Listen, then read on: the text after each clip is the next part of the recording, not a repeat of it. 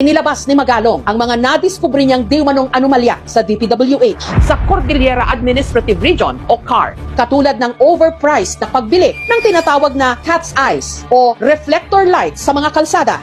Ang aktual na presyo ng bawat unit ng cat's eyes nasa 1,350 pesos lang. Pero ang nakalagay sa detailed unit price analysis ng DPWH, 11,720 pesos na ang presyo. Ibig sabihin, overpriced ng 10,370 pesos per unit. Kung may 100 cat's eyes sa kalsada, gagastos ang gobyerno ng mahigit 1.1 million pesos sa halagang dapat lang sana 135,000 pesos. Sa computation ni Mayor Magalong, 9.8 billion pesos ang kabuang halaga ng naibulsa para lamang sa cat's eyes.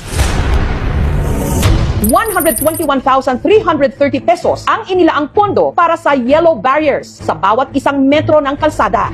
Pero ang aktual na presyo lang daw nito, 20,000 pesos. Malinaw na ang kickback kada isang metro mahigit 100,000 pesos.